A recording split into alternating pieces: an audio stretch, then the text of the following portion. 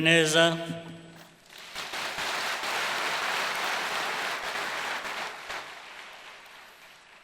Ngira ngo mu mwanya muto uyu munsi twageze kuri byinshi, twaganiriye byinshi, inama ndetse no kwinenga no gushaka kuba twagera kuri byinshi kandi bishoboka. Ntabwo ndi buvuge byinshi, ndasoza mbibutsa hari ukuganira aho tuvuye n'aho tugeze. Oya ni nk'amateka, kubisubiramo rero ni byiza kuko bituviramo n'isomo ryo kumenya byakozwe neza, bitaragenze neza, twaba twashingiraho dukosora, ariko cyane cyane duhanga amaso ku bijyanye n'aho turi uyu munsi n'aho twifuza kuba tujya imbere n'ibyo byangombwa, cyane cyane guhera uyu munsi kugeza imyaka iri imbere.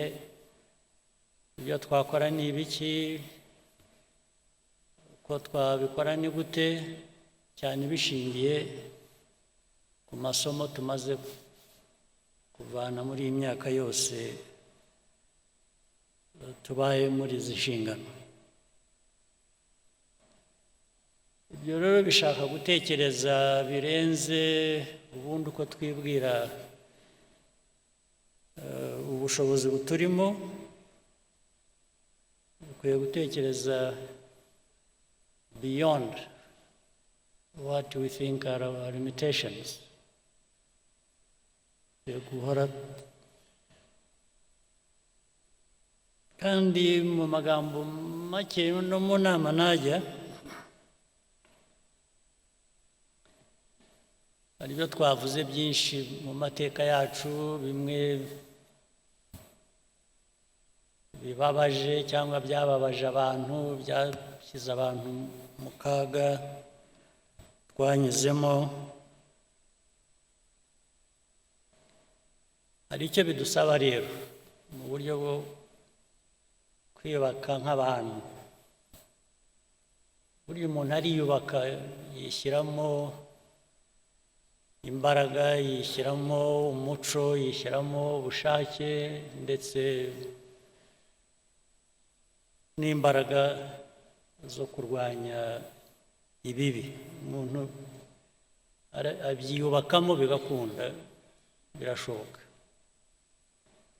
Nk'u Rwanda rero ibyo birakenewe cyane cyane, kwiyubakamo ubwo bushobozi nk'abantu.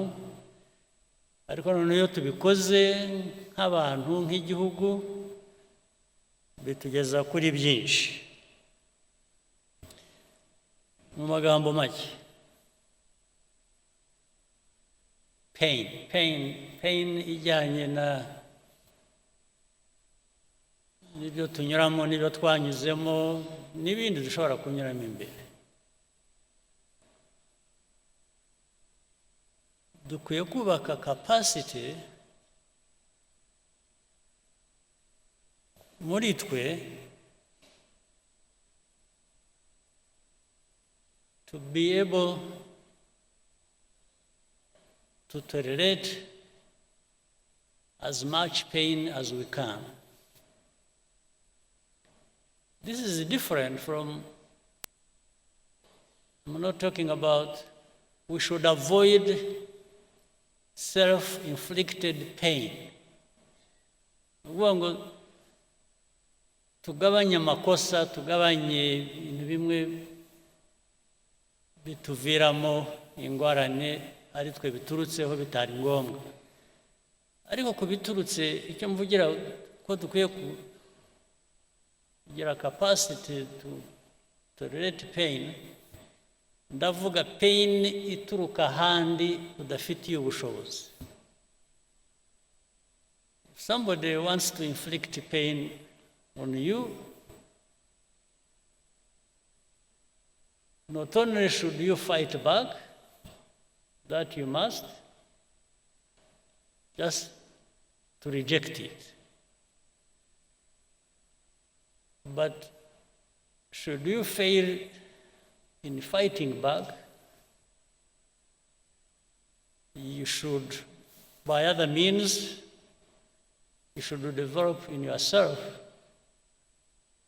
capacity to tolerate the pain that has been brought to you. And I'm not talking about self-inflicted pain, which must be avoided. Icyo nagira ngo cyumvikane bityo. Ikindi, mu mikorere ya buri munsi twese kuri ibyo tuvuga, hari standards, hari amategeko, hari accountability processes zisanzwe, hari ibintu tuzi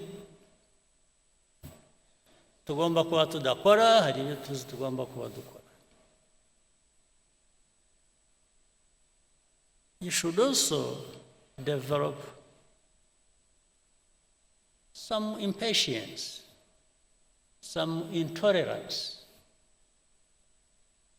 of things we know should not be happening,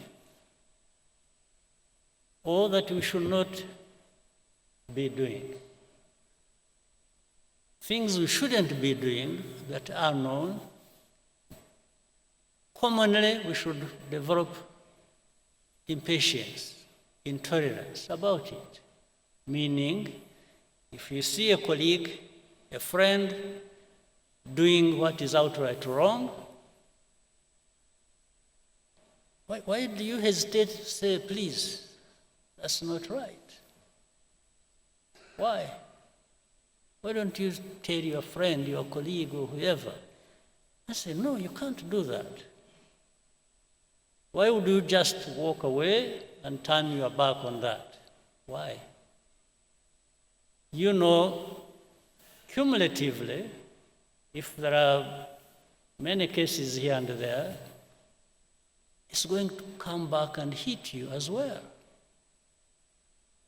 If the country is not moving forward, if the wrong things being done keep happening,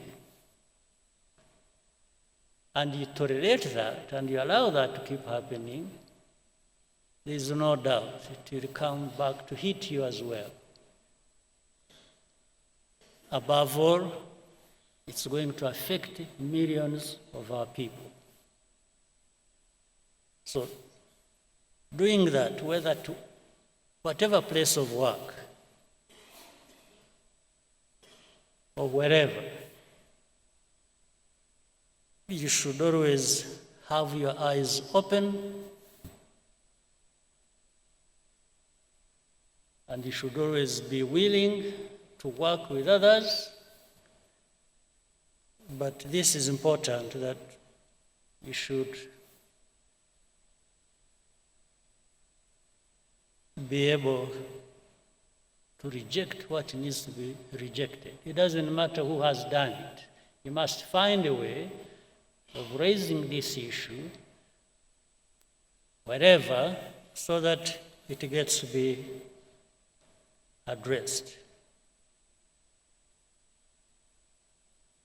Be deliberate, be intentional, do things out of choice, out of understanding, and out of necessity, so that we keep making this progress we want and we really deserve. Finally, nta byera ngo de. Things will not always be as we want them to be. That's maybe another world. But in this world, things will not always be all right.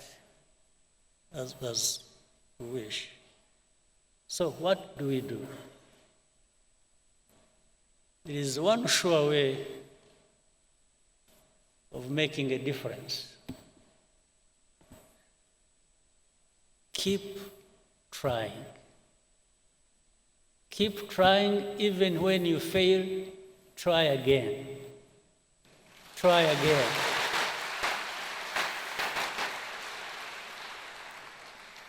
Be stubborn about it. Be stubborn about trying. Don't go away, even if some people would wish you to go away. Just refuse. You stay and say, I am not going anywhere. I'll just try until I get it right. And you know very well, we have tried so many things, so many times. Some we have failed, others for sure we have succeeded. That is the only sure way of making progress. Let's keep trying, and let's be stubborn about it. Thank you very much.